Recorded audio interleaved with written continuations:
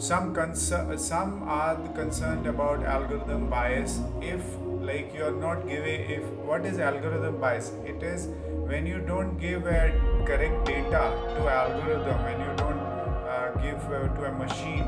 So what will happen that it will be biased. Like human beings, they are biased. They take certain decisions as per their choices, their preferences.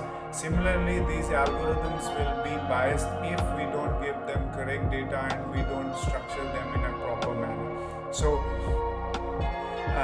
that the AI program may unintentionally become biased after processing data and exhibits biasness. Okay, so algorithm already have numerous application in legal system.